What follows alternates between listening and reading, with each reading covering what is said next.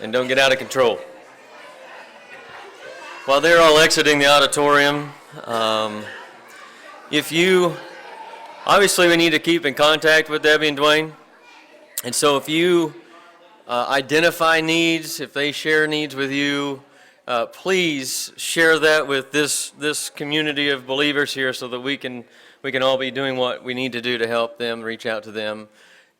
We also know that sometimes people don't like to ask for help or admit that they need things. And so if you hear of things, identify a need in that way, let us know so we can work as a congregation to help that family out. This is it's a tough thing. I went by the house this afternoon.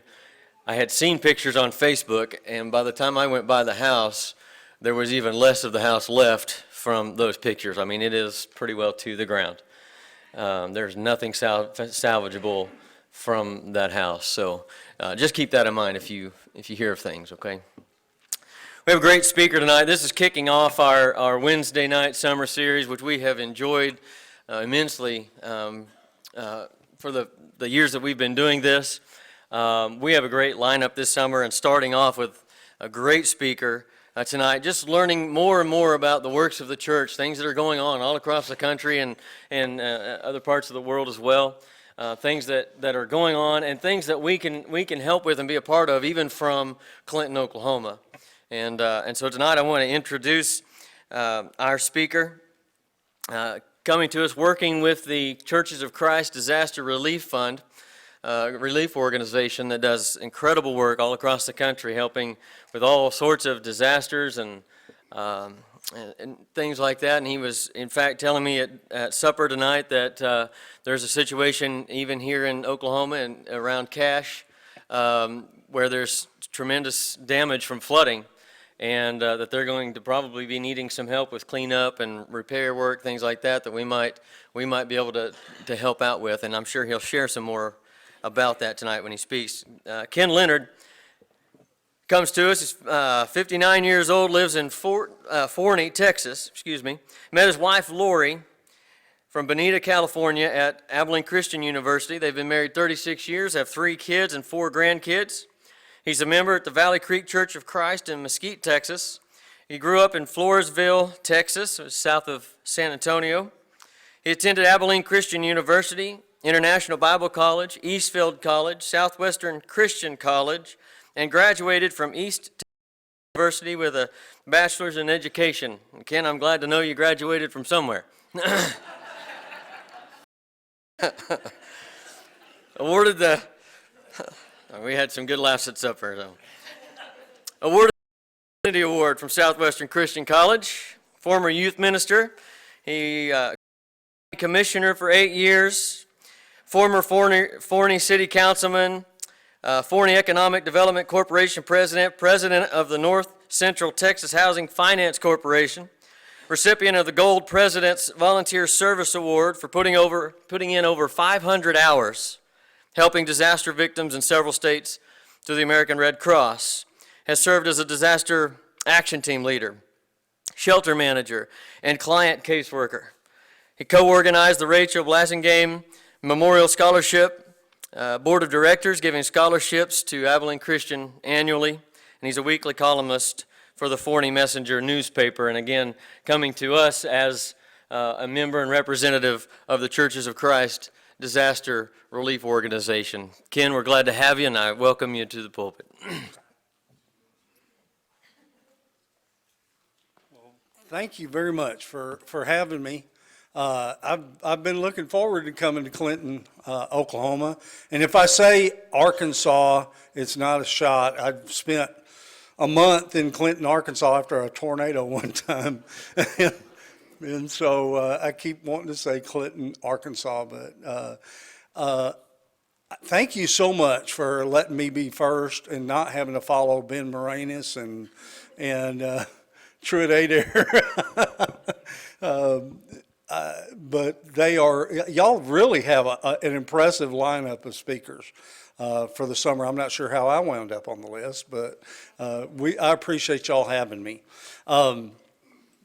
The last week, Well, the last month has been busy. I started the month of May going to the Bridge Creek tornado outside Oklahoma City, and then went straight from there to the Van tornado, which is only an hour from Forney, Texas, where I live. So at least I got to sleep in my own bed at night.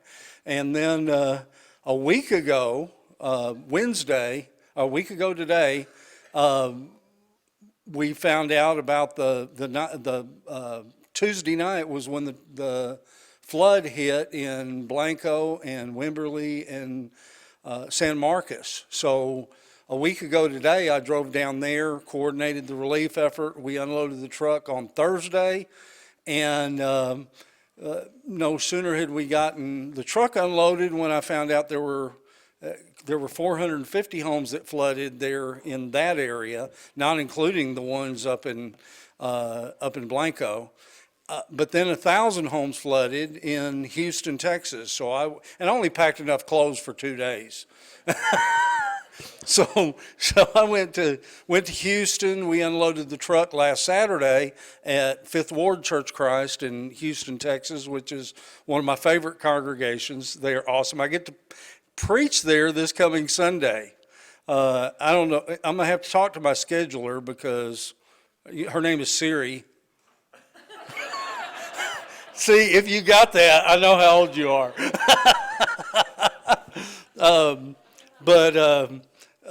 Last Saturday, we unloaded the truck, and because I was in South Texas and I had planned to go to my mother's and father's 60th anniversary in Floresville, Texas, I called the preacher at Floresville and said, "Do you mind if I preach?"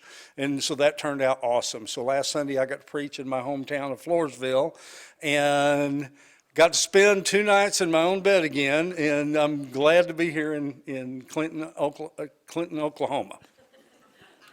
Almost did it. Okay, can we start the PowerPoint? Okay. It's one of my favorite scriptures. How beautiful are the feet of those who bring good news. And I found a picture of old muddy sandals and muddy boots. And so just to show you that we're doing the same thing that we did 2,000 years ago. And we're going to talk about that today, what the heart of those first century Christians were. And I am thrilled that I got to pick the church at Antioch. And I understand the topics are churches of the New Testament. And so I picked the church of Antioch. Antioch is a church of firsts. And just watch when we get to it how many firsts there are in the little short scripture that we're going to read. Matthew 25, Jesus told his disciples, and it was kind of final instructions. He told his disciples just days before he went to the cross, when I was hungry, you gave me something to eat. When I was thirsty, you gave me something to drink. I think that was more than the master teacher just telling his disciples to take care of people's physical needs.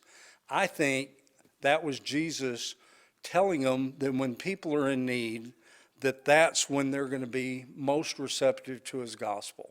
And how many times have we seen that play out? And how true is that then when people have lost everything that they own and they're praying for someone to give them some help, and that help arrives in the form of a box of food from a member of the Lord's church. And they tell them, okay, we'll give you beds and furniture and appliances and help you get set up in another place. How the impact it has on people is incredible. Go ahead. Okay, and I asked Raleigh, who's my buddy from Red River, New Mexico, to read for me. I was going to kind of do a practice run since I'm going to preach at Fifth Ward Church Christ. And as y'all heard, I did study at Southwestern Christian College for a year, but after I talked to Raleigh about it, I don't think Raleigh had kind of heard how the African American brethren do it, where you read the scripture and interrupt. And so I said, okay, well, I'm just going to have Raleigh read it and then I'll comment on it. So go ahead. Now those who had been scattered by the persecution that broke out when Stephen was killed traveled as far as Phoenicia, Cyprus, and Antioch, spreading the word only among the Jews. Some of them, however, men from Cyprus and Cyrene, went to Antioch and began to speak to Greeks also, telling them the good news about the Lord Jesus. The Lord's hand was with them, and a great number of people believed and turned to the Lord. News of this reached the church in Jerusalem, and they sent Barnabas to Antioch. When he arrived and saw what the grace of God had done, he was glad and encouraged them all to remain true to the Lord with all their hearts. He was a good man, full of the Holy Spirit and faith, and a great number of the people were brought to the Lord. Then Barnabas went to Tarsus to look for Saul, and when he found him, he brought him to Antioch. So for a whole year, Barnabas and Saul met with the church and taught great numbers of people. The disciples were called Christians first at Antioch. During this time, some prophets came down from Jerusalem to Antioch. One of them, named Agabus, stood up and through the Spirit predicted that a severe famine would spread over the entire Roman world. This happened during the reign of Claudius. The disciples, as each one was able, decided to provide help for the brothers and sisters living in Judea. This they did, sending their gift to the elders by Barnabas and Saul. Okay, let's kind of recap that reading. It started with the stoning of Stephen, and the church scattered. Members of the church got out of Jerusalem. And of course, I went to school at Abilene Christian. I remember a preacher once saying the best thing that could ever happen to Abilene is if it blew up and scattered the brethren all over the country. And I can't disagree with that. That would be a good thing to happen. But the brethren scattered, and they went to Cyprus and Cyrene and Phoenicia, and their instructions obviously were preach only to the Jews. That was their instructions. And so that's what they did. They went out and they just preached to the Jews. Well, there were people converted as a result of that preaching, and I call them the second generation Christians. They were Christians that didn't get the memo. They started preaching to who? The Greeks. And in Antioch, Greeks were being baptized into Christ. Well, they found out about that in Jerusalem, and they said, oh, we've got a situation. We've got to get figured out. And so they started sending people to Antioch, and they realized it's okay, that the gospel was spread to the Gentiles, and I'm awfully glad that it was, because I certainly would fall in that group of people, and most of us here would also. So they sent some of the brethren from Jerusalem to go check things out, and they were there for a year. And as a matter of fact, Barnabas showed up, and Barnabas was converting people, and he went back to Tarsus and went and got Saul, who hadn't been called Paul yet. He went and got Saul, brought him back to Antioch, and so Saul, this brand new Christian, was involved in the work there at Antioch.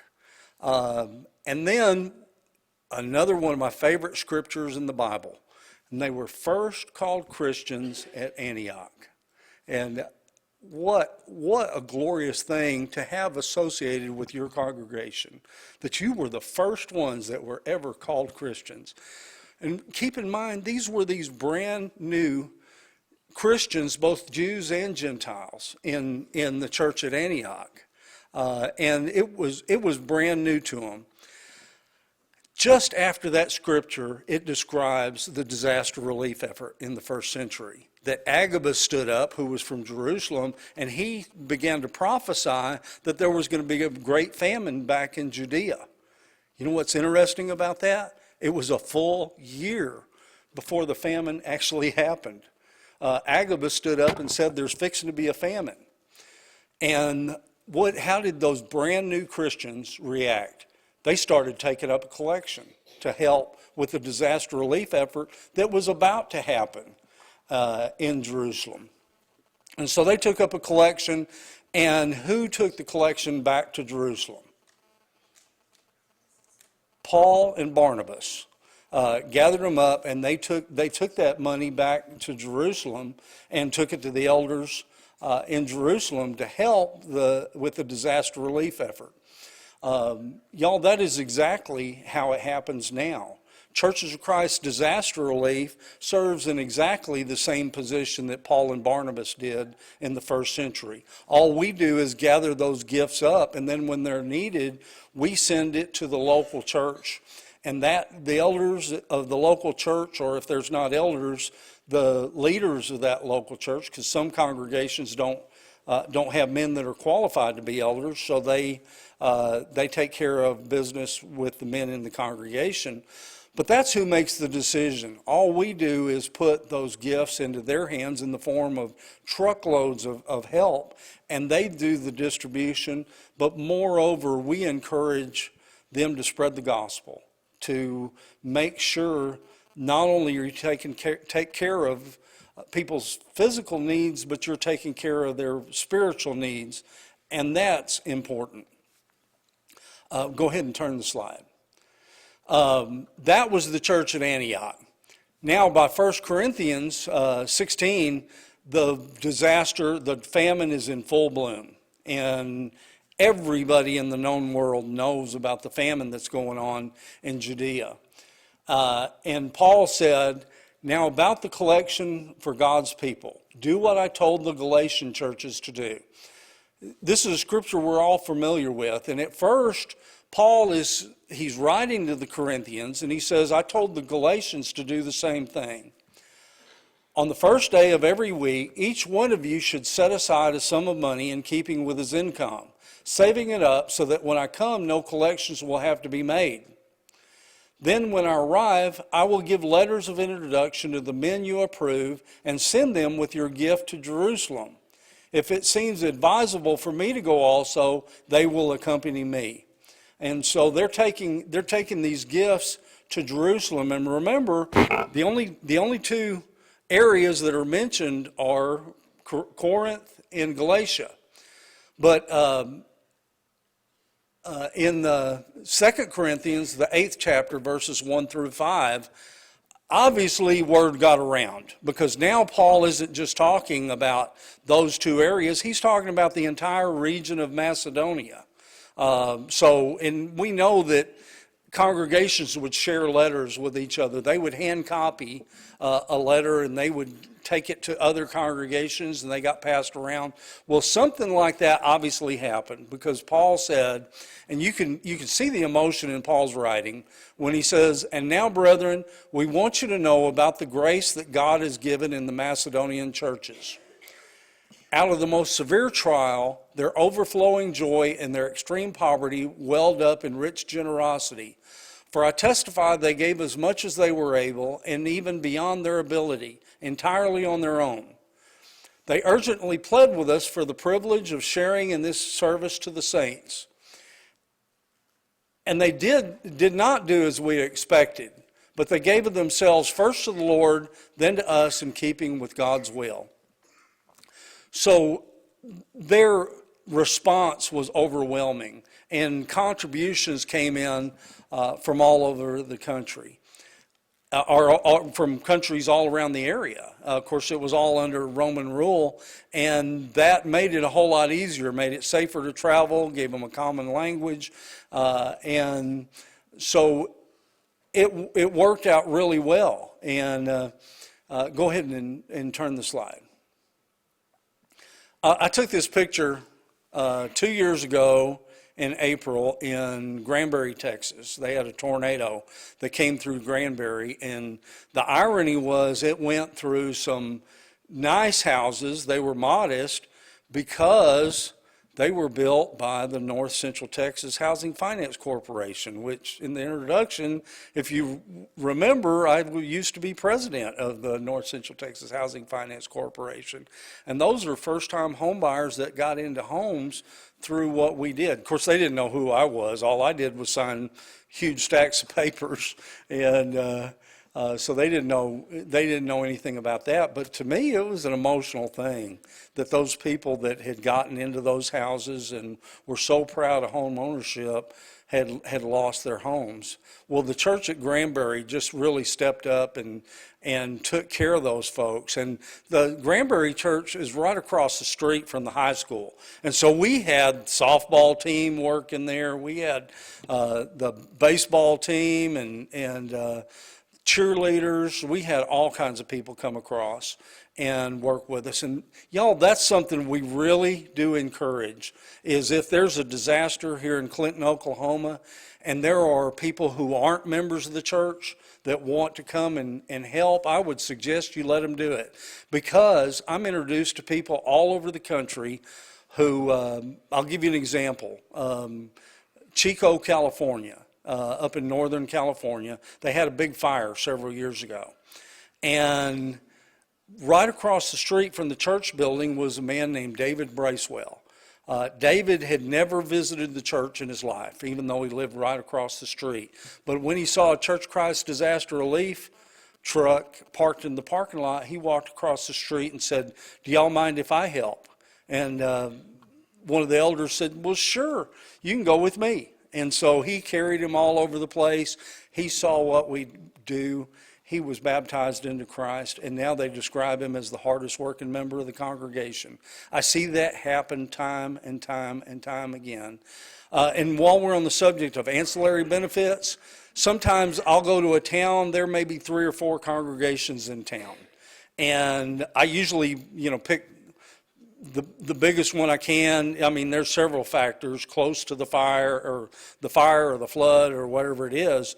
And y'all know how we are. Sometimes this congregation split off from another one, and we've got brethren that hadn't spoken to one another in 20 years. But when the truck shows up, guess what? Everybody is working shoulder to shoulder, laughing, having a good time as if nothing ever happened. Y'all, that warms my heart to see that. And I don't know anything in the brotherhood that is more healing than what we do through Churches of Christ disaster relief, because people set aside their differences and work together, and they find common ground, and that's something to build on for later. But that's an unintended consequence that you have to chalk up to the master teacher. That's an amazing thing to happen. This picture in Granbury, Texas, was there were 3 little girls that were insisting on carrying those big old food boxes, and in every box there's enough food to feed a family of 4 for a week. Well, you can imagine a week's worth of food in a box and 3 little girls trying to organize carrying a box. Well, if it was only 2 of them, it would be pretty easy to organize. 3 is funny to watch, because they're circling the box, trying to get a better grip and everything, dragging it half the time. And they would get the box in, they would get it up on the stack. They didn't want anybody to help them, so we would have to make sure that there was a low spot so they could put the box on themselves. And then they would run and cut in line in front of people to go get them another box. And they had to have been dog tired, but they didn't show it. And then after we unloaded the truck, and we had to unload it by hand because we had to hand it over a railing into the Family Life Center at Granbury, all of the grown-ups went and sat down for something cold to drink, and this little girl was begging for them to hand her the trash that was left over out of the trailer so she could throw it away. And I fumbled to get my phone because that's what a servant looks like. And that picture wound up on the front page of the Rocky Mountain Christian. So a lot of brethren, we probably don't get it here, but maybe you did. But that's where it was. Since 1991, now, 1991 is not when Churches of Christ disaster relief started. When did it start? Well, I'll tell you, when the explosion happened in the town of West Texas, y'all remember that? And the fertilizer plant that exploded was owned by one of the elders in the church, Brother Adair, in the town of West Texas. And I happened to be home in Forney, which is only an hour and a half from West, and so I drove down there the very next morning, and it was right across the street from the the center, the command center. And members of the church had already showed up at the building bringing stuff to help their neighbors. Before the truck ever got there, they were already gearing up to help. And Brother Huffines, who is one of the elders there at West, came up to me and said, Ken, people are still in shock. And the press, there are TV crews all outside, and they want to talk to disaster victims, and nobody wants to talk to them right now. Would you go do it?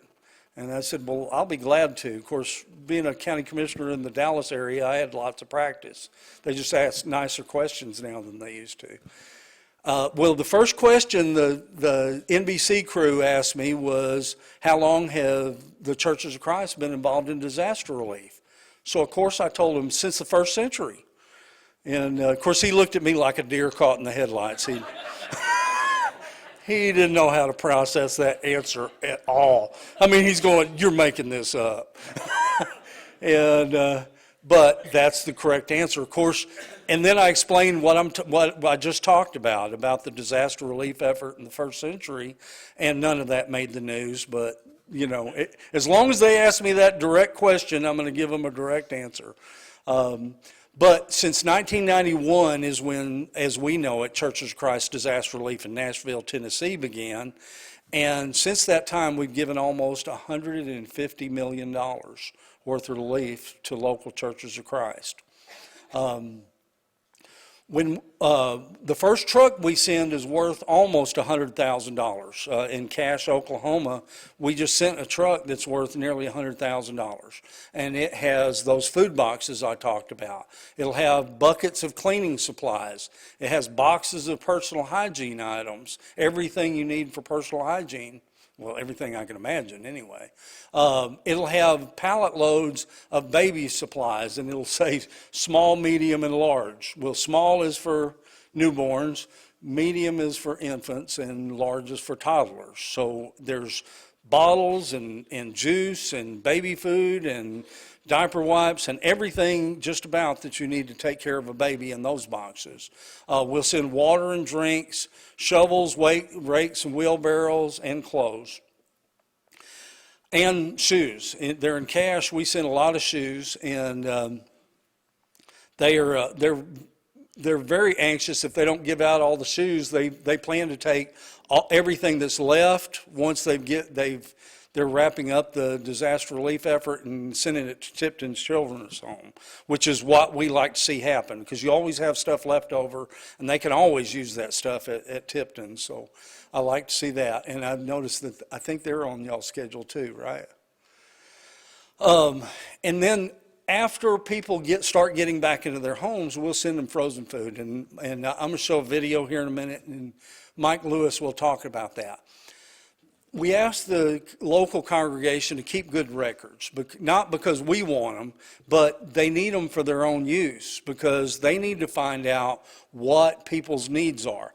This isn't a flash in the pan, and I tell people all the time, Churches of Christ Disaster Relief is still there to support the local church long after most of the other disaster relief agencies and the TV cameras are gone. And that's the absolute truth. We sent stuff after Hurricane Sandy, we sent stuff for 2 years to New York and New Jersey and Connecticut after Hurricane Sandy to those local Churches of Christ. We sent 55 truckloads by last count to New York, New Jersey, and Connecticut to help with that relief effort. But you keep good records because you need to find out what people are going to need. And we will send beds. Everything we send is brand new. Beds, furniture, and appliances. We ask, and the guidelines, just so you'll know, is we will give beds for 4 family members. And that's either a queen size and 2 twins or whatever combination that they need, but we'll send beds for 4 people. We ask the elders of the local church, use your own judgment. If they have 12 members of the family, that's a completely different deal. But these are general guidelines. Furniture, we don't know what they're going to send because it goes directly from the manufacturer's loading dock, just like the beds, to the local Church of Christ, and they do the distribution. And our agreement with the furniture manufacturer is we'll take whatever you have a lot of. Whatever they want to get out of the warehouse, that's what we'll take. And it kind of in the long run turns into an assortment. Sometimes it'll be a lot more dining room tables and chairs than sofas. But whatever the combination is, we will take it by the truckload, and we ask the local church to pass it out. Appliances, we ask that they give one appliance per family. And it's either a washer and dryer, which we count as one appliance, a refrigerator, or a stove, a cook stove. And whichever they feel like that they needed the most, that's what we ask them to give to the family that's in need. Every dollar we bring in, we turn into between $3 and $4 worth of help, because we have agreements with food manufacturers, we have agreements with furniture and bed and appliance manufacturers where we can buy it for a fraction of what most stores would buy at wholesale. We may send a refrigerator that's 3 years old. It's brand new, still in the box, but it's a 3-year-old refrigerator, and we'll take it. 85%, actually 85% goes directly to disaster victims at the local Church of Christ. It takes us less than 15% for administration and to keep an 85,000 square foot warehouse running. And that's kind of considerable when you can think about that 5,000 square feet of that warehouse is freezer space that stays 4 degrees below zero. And but we will send truckloads of frozen foods for people to load their freezer up once they get into another place to live. And I've already said that, is that we're there long after most of the disaster relief agencies and the TV cameras are gone. This picture was taken in, of course, Moore, Oklahoma. This is a member of the church, and that was the look on her face when she came home and saw her house. I should put the next picture up because she's laughing because all that's left of her house is the door jamb, and she found her keys still hanging on the door jamb when she got back to the house. Okay, and that's pretty much the end of it. Can you load the video? And the video is 7.5 minutes long, and it tells the story a whole lot better than I can. And I want y'all to pay attention to what our warehouse looks like with 300 people show up to pack boxes and send them out. I want you to keep in mind the last thing that goes in every one of those boxes is a New Testament with a handwritten note inside of it that says, "This is a gift from the Churches of Christ." Anyway, go ahead and play the video. All over the place, and here in Oklahoma, where y'all get hit by more than your share of disasters, how many people had no idea the scale of Churches of Christ disaster relief? It's incredible, isn't it? I probably have better than average organizational skills. I have no idea how I would start something like this. It was God's hand. Then let me tell you how this started. It kind of started as the vision of a man named Joe Dudney, who served as our executive director until last year. But it started as a regional effort in Nashville, Tennessee. They were just going to take care of churches there around Nashville. Much like Memorial Road Church of Christ in Oklahoma City, they have an awesome disaster relief agency run by Joe Crawford in Oklahoma City. And if y'all have a tornado here, they will probably be here. It's such a compliment to what we do, and we're a compliment to what they do, because we don't send volunteers. But they're ready, willing, and able to go pitch in and help. Well, there were several, the Mississippi River flooded several towns in Missouri in the 90s. And they had a lot of contributions come in from all over the country, from individual members of the church and congregations. They took care of everybody they felt like they needed to take care of, and they had a big surplus of money. And we had sent loads of stuff down there, and they said, they contacted Joe Dudney, and they said, we want to see if we can support y'all's effort. And they literally paid the down payment on our warehouse. These 3 congregations in Missouri paid the down payment on our warehouse, and that was kind of the beginning. Joe Dudney didn't ever know what retirement was. If he was 91 last year, just do the math and think about how old he was in 1991. That's when he started his career with disaster relief effort after being over Department of Agriculture in the state of Tennessee for years. When he died, and literally every time there's a big disaster in the country, they show up, the TV cameras show up at our warehouse in Nashville, Tennessee, and they start filming and doing reports in front of Churches of Christ Disaster Relief. It's the most awesome thing you've ever seen. When Joe Dudney died, that was the lead story on every television station in Nashville, Tennessee. Isn't that amazing? That's such a cool tribute to an awesome man. And of course, he didn't do it by himself, but he was a tremendous man. And I'd love to introduce you to him someday when we all get to heaven. We mentioned during the introduction, I went to school at International Bible College in Florence, Alabama, which is now Heritage University, among a lot of the schools. And brother, you're right, my high school teachers would be shocked that I actually got a high school or a college degree. But I attribute that to my sweet wife. I married the smartest woman I know, and I know I outpunted my coverage when she married me. But you know, it's full that tries to understand the chambers of the human heart. And she fell in love with me, and we've been married 37 years, and I absolutely adore her. Well, I decided I was going to go to preaching school. So we sold our house in Garland, Texas, and we moved to Florence, Alabama, and bought a house in Florence, Alabama, and I went to school.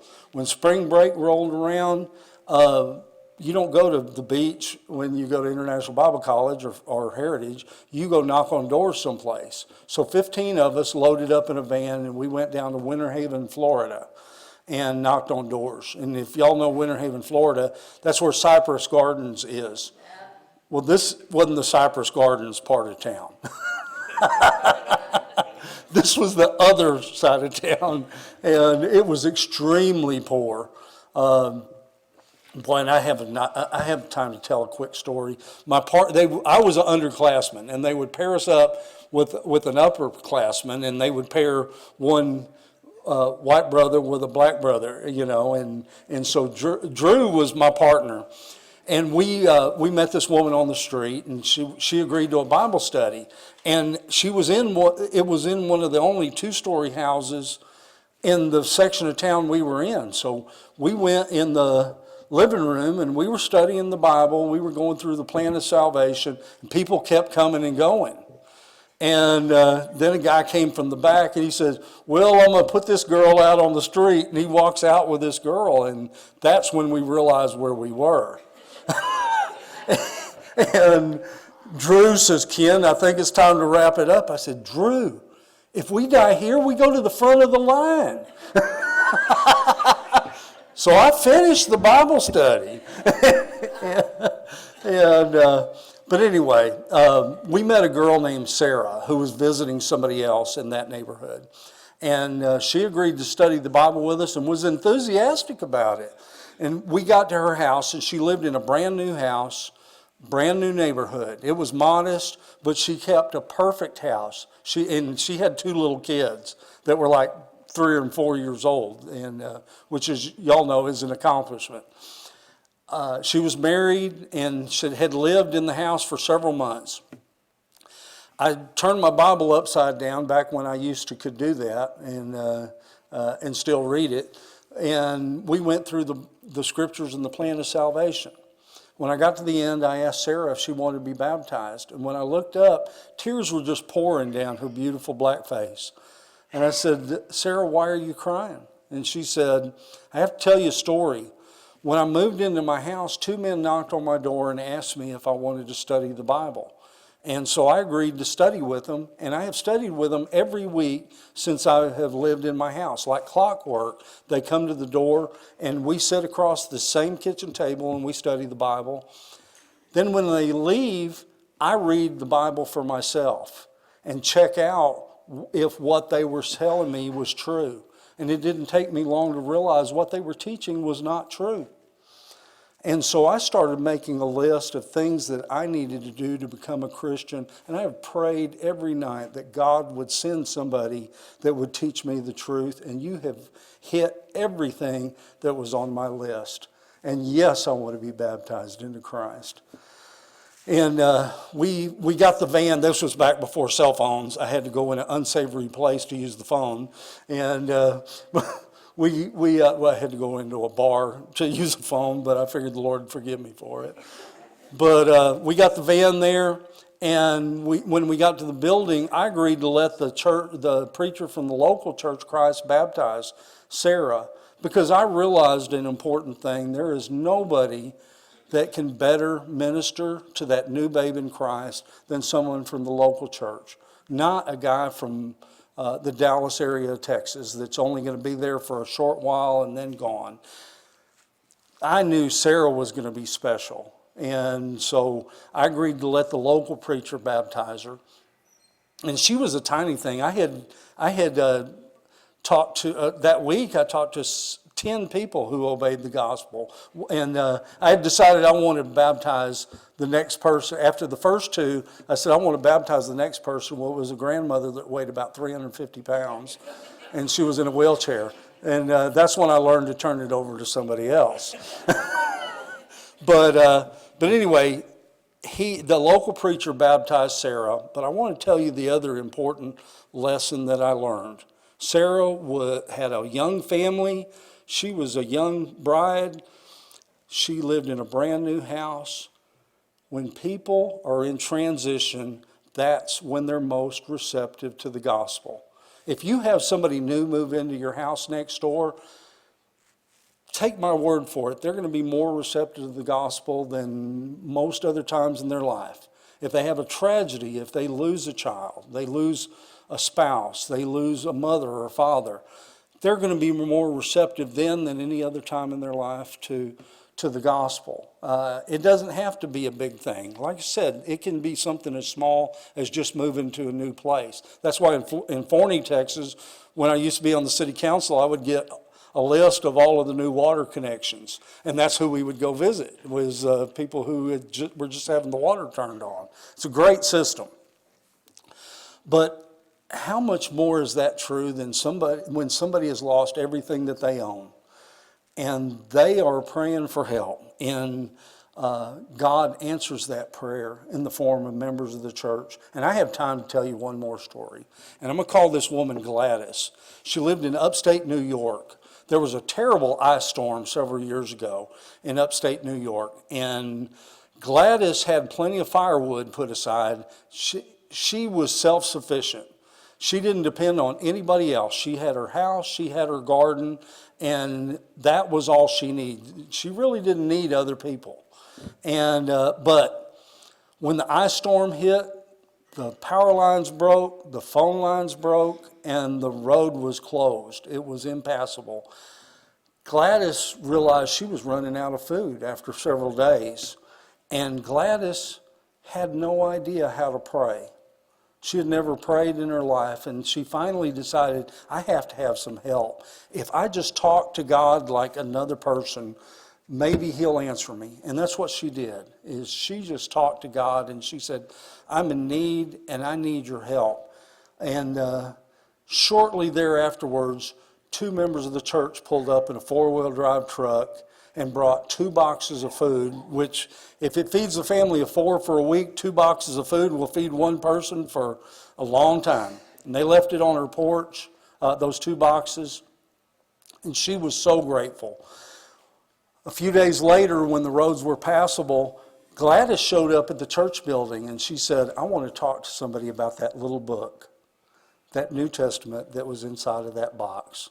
She said, I have read it and I want to become a Christian. And she was baptized into Christ. A couple of years later, she went to be with the Lord. That would not have happened had it not been for those two members of the church taking those boxes and leaving them on the porch. That happens all of the time. If y'all have an invitation for the, okay. If there's anyone that would like to respond to the gospel, like Sarah and like Gladys did, or if you need the prayers of the church, and it doesn't have to be something bad, if you want to celebrate with the congregation, we would love to celebrate with you, but we would also love to share your burden if you have something that you need to share with the congregation. If you have any need at all, please come forward as we stand and sing.